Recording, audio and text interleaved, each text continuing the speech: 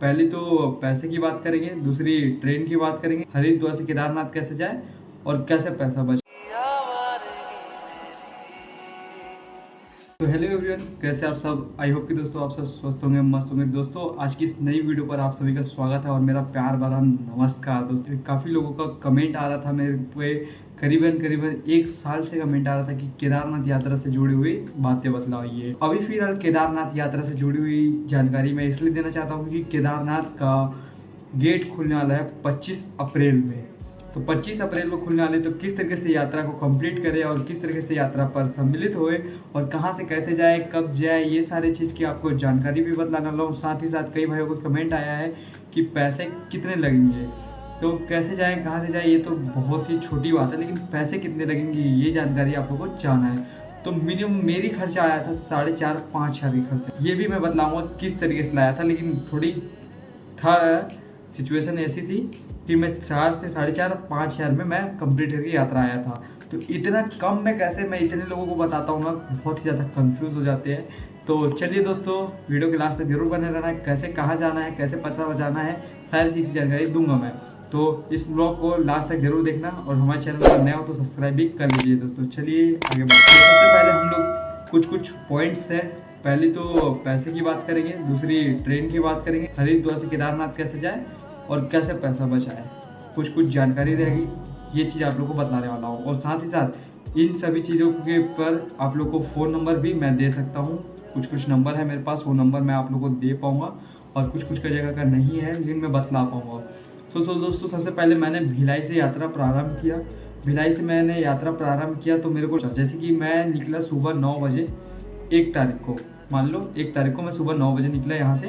तो मेरे को सबसे पहले जाना है बिलासपुर। तो बिलासपुर तक की टिकट क्या थी, मेरे को ट्रेन में गया, मैं पावरस रेलवे स्टेशन पहुंचा, वहाँ से टिकट कटाया मैंने 95 रुपीज़ का लोकल ट्रेन कटाया। उसके बाद मैंने पहुंच चुका है बिलासपुर, और बिलासपुर में मैंने रिजर्वेशन टिकट मैंने पहले से ऑनलाइन करवा लिया था। ऑनलाइन आप भी करवा लेना और कंफर्म टिकट ले लेना। करीब 10 से 15 दिन अभी भी आप कर सकते हो बुकिंग मेरा वीडियो देखने के बाद। तो 100% 25 तारीख से पहले आपको कंफर्म टिकट मिल जाएगा। तो वही 22 से 23 तारीख को आप निकल जाना है यहाँ से। तो सबसे पहले हम लोग शुरू करते हैं। तो बिलासपुर में टिकट भी किसको कटाना है, तो उत्कल एक्सप्रेस करके है, आपको मिल जाएंगी उत्कल एक्सप्रेस, जो कि जगन्नाथ से आती है, जगन्नाथ सीधा हरिद्वार जाती है। तो ये बिलासपुर क्रॉस करके जाता है। तो बिलासपुर से आप लोग को टिकट लेना है, छत्तीसगढ़ के लोगों को सीधा बिलासपुर से टिकट पकड़ना है। वो 595 का, मतलब 595 रुपये का टिकट रहेगा, जिसमें आप लोग का बढ़िया से स्लीपर में जाओगे। मैंने तो स्लीपर का ही बुकिंग करवाया था, क्योंकि मैं अकेले था और मेरे साथ एक भाई था, तो हम लोग स्लीपर का ही कराए थे। उसके बाद हम लोग स्लीपर में हम लोग गए, तो हरिद्वार पहुँचे। तो कब पहुँचे, उसके दूसरे दिन रात को 8:30-9 बजे, मतलब 2 तारीख को शाम को, रात को 7:30-8 बजे के पास। तो हम लोग वहाँ पहुँचे। उसके बाद हम लोग क्या किए, सबसे पहले हम लोग ई रिक्शा लिए। तो ई रिक्शा की ज़रूरत नहीं पड़ेगी आप लोग को, वहीं आसपास में ही आप लोग को धर्मशाला मिल जाएगी। क्योंकि लूट ऐसी है भाई कि आप लोग को लगेगा नया शहर पहुँचे हैं। तो हम लोग क्या करें, ई रिक्शा वाले का ही बात मान के चलते हैं। ई रिक्शा वाले लोग को क्या है, सेटिंग रहता है कहाँ, धर्मशाला में।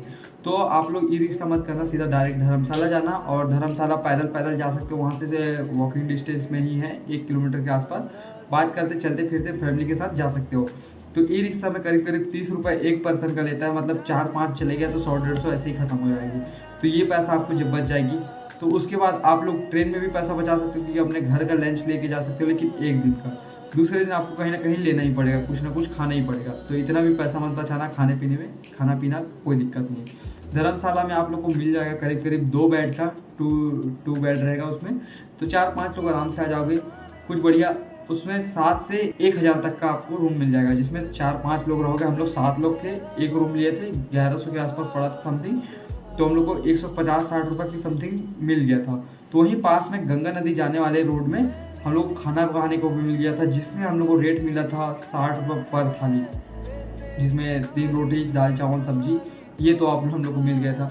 उसके बाद हम लोग को फिर से अब थोड़ा घूमना था, तो हम लोग गंगा नदी के किनारे चले गए, गंगा नदी घूम लिए, सब चीज़ करिए, घूम फिर के आ गए बढ़िया। उसके बाद हम लोग रात को 11:30 बजे आके सो गए।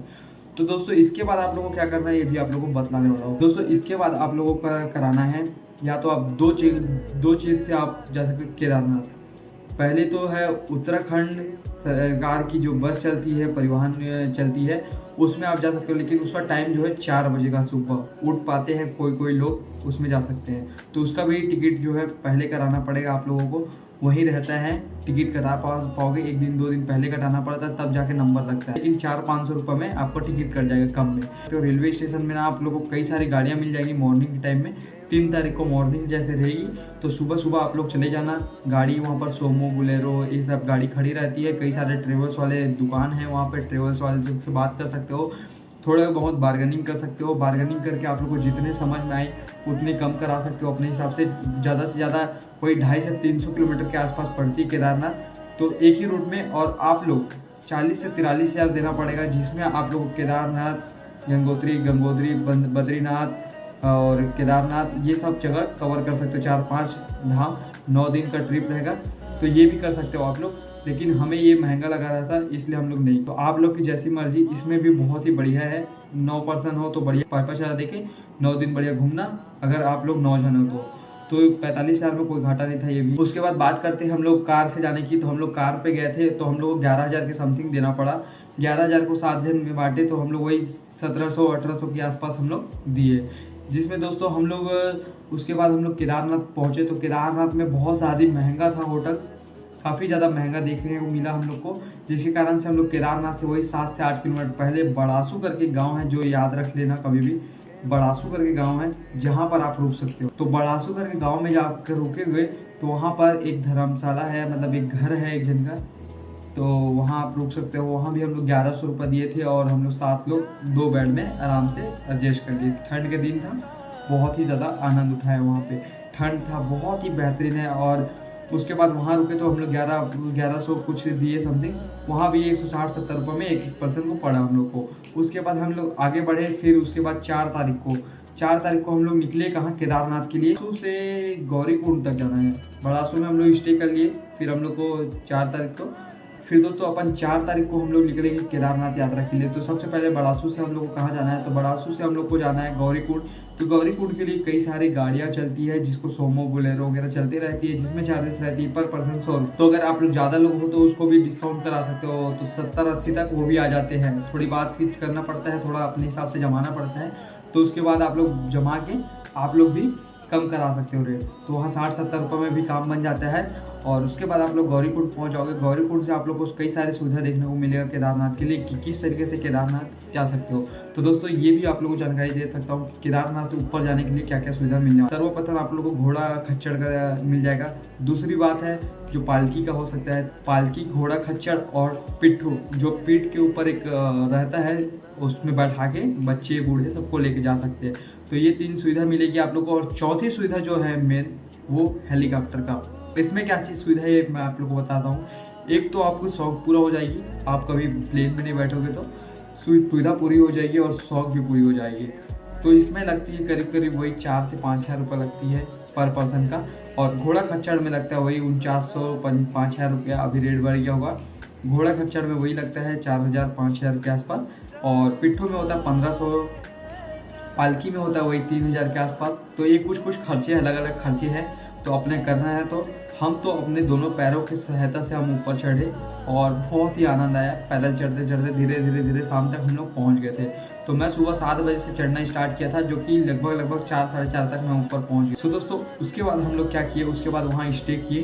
रात को हम लोग वही 4 बजे पहुँचे शाम को। उसके बाद पूरा केदारनाथ घूम लिया। अंदर गेट तो नहीं खुला था, बल्कि पूरा दर्शन वर्शन कर लिए, घूम फिर के आ गए। गेट वेट देखे, बढ़िया मंदिर देखे, बहुत ही आनंद उठाया। कुछ फ़ोटो भी खिंचाया था, देख सकते हो सामने साइड में आ रहा होगा।